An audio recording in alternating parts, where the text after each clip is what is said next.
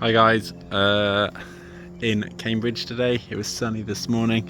I did a video about the nightmare I was having. It carried on getting worse. So Dunster House balcony fort. This is a 1.2 meter deck. They do a monkey fort or balcony fort max as well, I believe, which is then even higher. So the issue you got with the 1.5 is the floor goes up another 30 centimeters, which pushes the monkey bars up 30 centimeters. And when you come and stand under here, hang on, I'll just measure it. It's about 2 meters 10 at the minute as a monkey bar. So you're going to be pushing that up to 230, 240, or 250, 240. I don't think this gap gets any smaller. That's the only reason I was guessing with the numbers. I think they literally just give you longer legs. So with these legs today, so far I've actually had to drill out one of these legs because it wasn't right. I've had to drill that top bar there because that hole was incorrect, and I've had to drill holes here as well because the holes that are in the top of this are actually not the same width as the holes that are there. So they're full blown, like literally if you get those measurements wrong, you've got real issues. The holes that are coming in are just next to, like you can see, are just next to where they're going. There is enough space to sort of do it. In the instructions it does show the holes that are there, but it really slows you down when you're trying to build stuff. Like these flat packs are not meant to be completely drilled out. It's just ridiculous. You need to drill the support that goes underneath here. So that's like you put the cladding on and then you drill it. So that had to go the other way slightly because we're building onto bark here.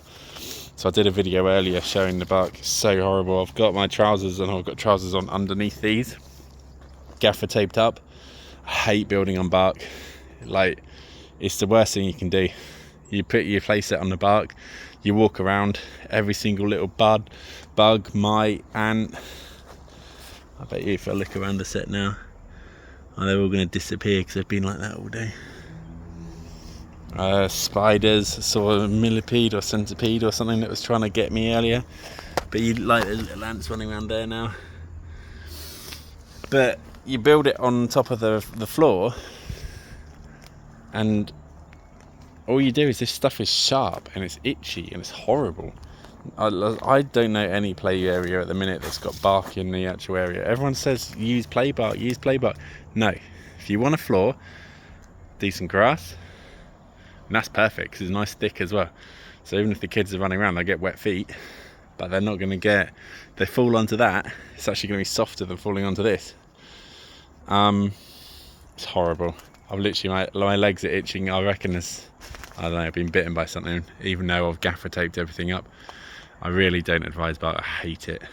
Like, even when people quote bark now, even question the fact of if I can even be bothered to turn up, because especially in summer when it's really hot and you got shorts on, like, sounds horrible, but to annoy one person because we're not going to turn up and do the build, it gives us 3 or 4 weeks worth of bites, mitts, like dustings, itchy shoes.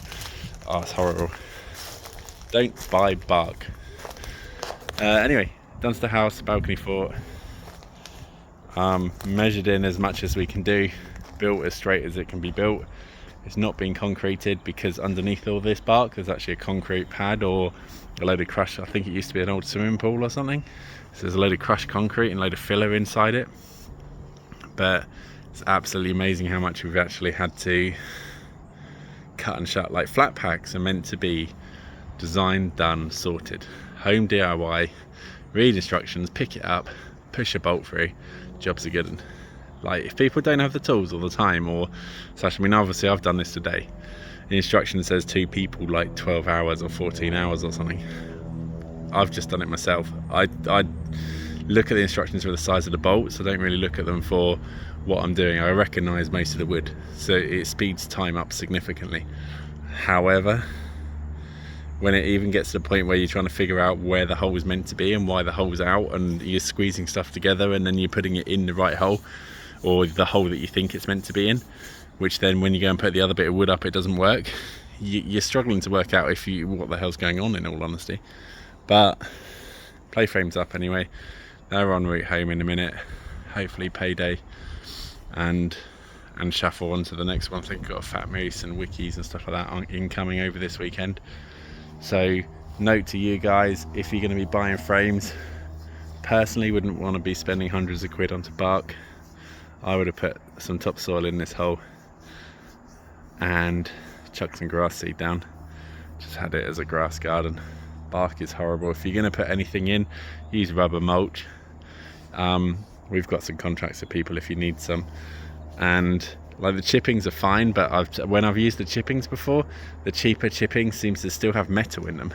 The rubber mulch seems to be coming in. The colour looks nicer, and it literally looks like bark as well.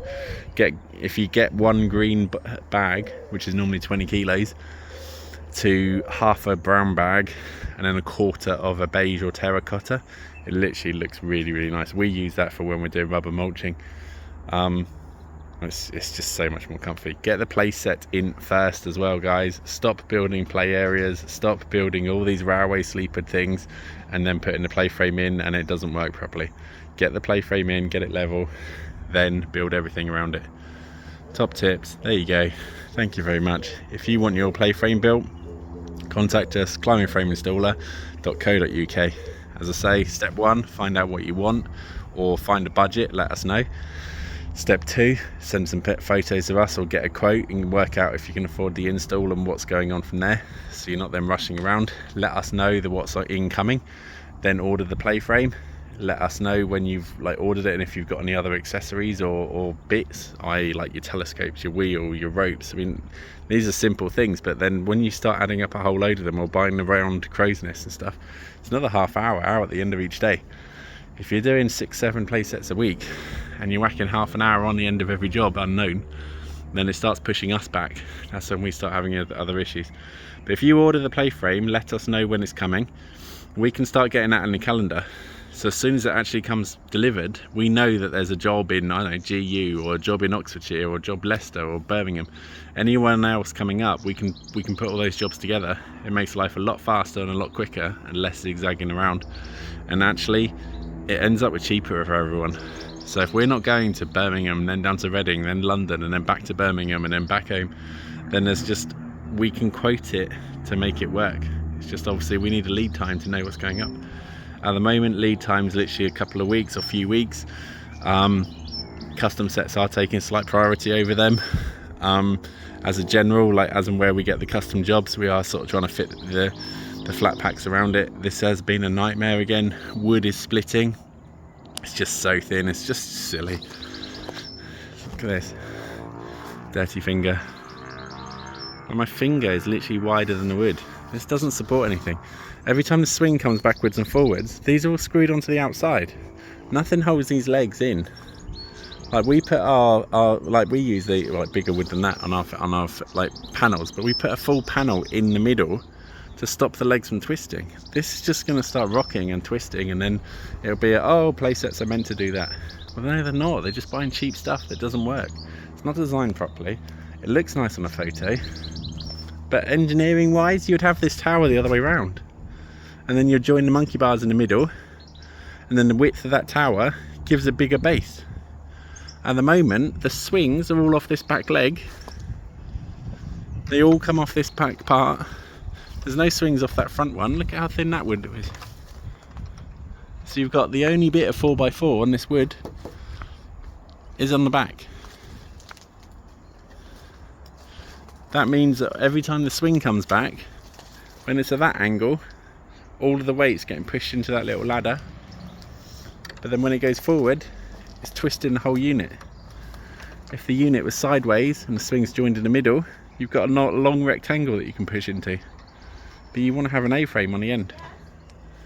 So hit us up, Peter, climbingframeinstaller.co.uk. Thank you.